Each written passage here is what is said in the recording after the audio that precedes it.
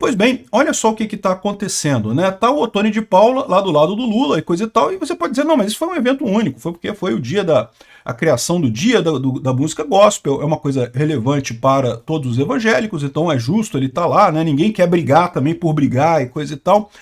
E eu não sei quais são as intenções do Ottoni de Paula ou do Malafaia ou dessa turma de alguns pastores das igrejas evangélicas, né? Lógico, os evangélicos não são todos uma coisa só, existem pessoas que continuam do lado correto, continuam na direita e coisa e tal, mas aparentemente o que a gente está vendo é que tem algumas lideranças evangélicas que estão, digamos, sendo seduzidas pelo Lula, sendo seduzidas pela esquerda. E por que isso me preocupa, né? Isso me preocupa porque a esquerda sofreu uma derrota muito grande nas eleições. Perdeu em um monte de lugares, perdeu em São Paulo. Eles já sabem que o Boulos não tem como virar em São Paulo, já perderam em São Paulo, perderam em um monte de lugar. Até no Nordeste o PT perdeu prefeitura, a esquerda perdeu prefeitura. Uma tragédia completa. Mas no meio de um monte de derrota, aonde que eles ganharam? Eles ganharam no Rio de Janeiro. O Eduardo Paes ganhou aqui no primeiro turno. Fácil. Ganhou fácil. A verdade é essa, eu fiz muita força, mandei o Ramagem para cima, falei muito do Ramagem, tentei ajudar o que eu podia, aqui não é muito que eu posso fazer, votei no Ramagem, evidentemente, mas a verdade é que o Eduardo Paes ganhou aqui no Rio de Janeiro fácil. E aí, o que está acontecendo com a esquerda? Bom, a esquerda está pensando assim, temos que replicar este sucesso. Esse foi o sucesso que tivemos aqui no Brasil, né? E repara que não é uma coisa fácil para eles, tá? Por quê? Dos motivos para o sucesso do Eduardo Paes aqui no Rio de Janeiro foi justamente o fato que ele se afastou do Lula, né? E pode ser exatamente essa a estratégia que a esquerda está tomando a partir de agora, né? Isolar o Lula como um cabo eleitoral. Talvez isso seja até, a gente esteja vendo aqui, a decisão da esquerda por não ter o Lula como candidato em 2026, tá? E por que eles, e qual foi o grande sucesso do Eduardo Paes aqui? Por que o Eduardo Paes conseguiu com tanta facilidade se eleger aqui no Rio de Janeiro, né? Bom, ele conseguiu o apoio dos evangélicos, de muitos evangélicos, não de todos, evidentemente, é o que eu falo. Outro dia eu falei que os evangélicos elegeram o Eduardo Paes e o pessoal ficou chateado comigo, que o pessoal era evangélico e não votou no Paes e coisa e tal. Ok, não estou dizendo todos os evangélicos, mas sem dúvida alguma, uma parcela grande dos evangélicos, particularmente alguns líderes evangélicos muito significativos, como Ottoni de Paula, como Malafaia, que são muito fortes aqui no Rio de Janeiro, esse pessoal apoiou abertamente o Eduardo Paes. Então, repara isso do ponto de vista da esquerda brasileira. A esquerda brasileira já percebeu que está numa roubada. O Lula não vai mais a lugar nenhum. O Lula já sabe que está numa roubada. Então, aonde que eles conseguiram ganhar? Aonde que eles conseguiram ganhar? Eles conseguiram ganhar com o Eduardo Paes aqui no Rio. E como é que o Eduardo Paes ganhou? O Eduardo Paes, de alguma forma, convenceu os evangélicos, ou alguns líderes evangélicos, a apoiarem ele aqui no Rio. Isso apontou um monte de coisas em termos de estratégia para o PT. Eu vou dizer para vocês uma coisa. Entre essa estratégia aqui e a outra estratégia, que eu acho que existe o risco ainda do PT correr para outra estratégia, que é a estratégia Maduro, né? Eu prefiro essa estratégia, que essa estratégia aqui pelo menos é uma estratégia que tem delimitações democráticas e coisa e tal, estão buscando um caminho democrático em 2026, por mais que seja um caminho democrático meio não razoável, né, envolvendo compra de apoio, mas de qualquer forma é ainda um caminho democrático. Seria muito pior se eles fossem para um caminho Maduro, né? O problema aqui que eu estou falando para vocês já está mais do que claro para todo mundo que Lula está enfraquecido nessa eleição. Lula não tem voto para ninguém. Para ele se reeleger em 2026 vai ser muito difícil. E é lógico, a esquerda vai querer se manter no poder, né?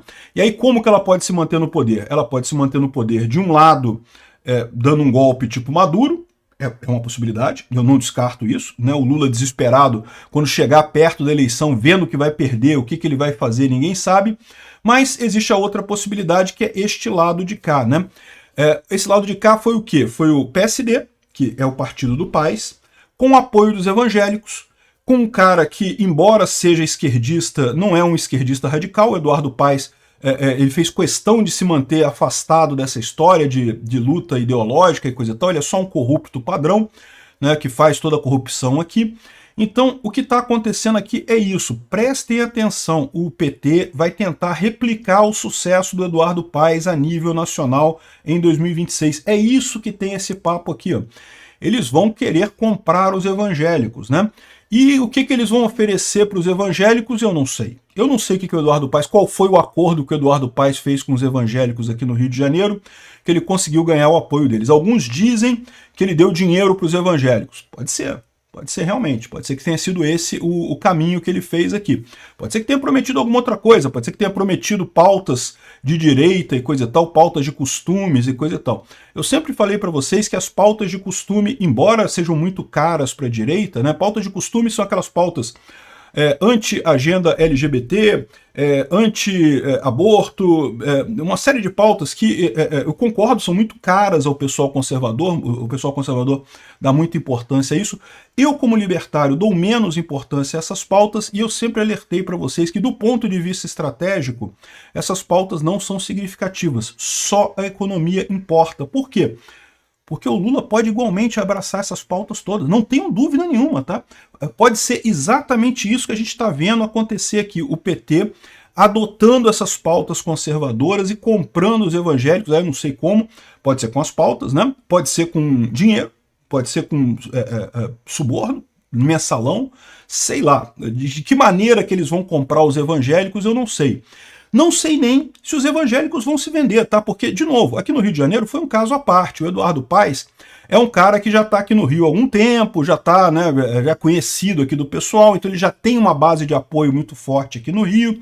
Ele já tinha essa ligação do Eduardo Paes com as igrejas evangélicas, não é nova, já vem de outras eleições, de outros carnavais. E, de novo, eu reconheço que teve esse problema, que realmente a direita, eu inclusive, sabotamos o Crivella na eleição passada, né? Eu não quis votar no Crivella, me arrependo. Hoje eu teria votado no Crivella. Na época eu estava extremamente puto por conta da pandemia, das medidas autoritárias do Crivella e coisa e tal. Mas alguém tem dúvida que se fosse o Eduardo Paes na pandemia, ele não teria feito a mesma coisa, as mesmas medidas autoritárias de proibir as pessoas de sair de casa, essas coisas todas? Então, né, não tem muito jeito, devia ter votado no Crivella mesmo. Mas passado é passado, não importa. O ponto importante da gente levantar é isso. O PT perdeu em tudo quanto é lugar do Brasil. Aonde que eles ganharam? Ganharam no Rio de Janeiro. Essa é a saída que eles vão buscar.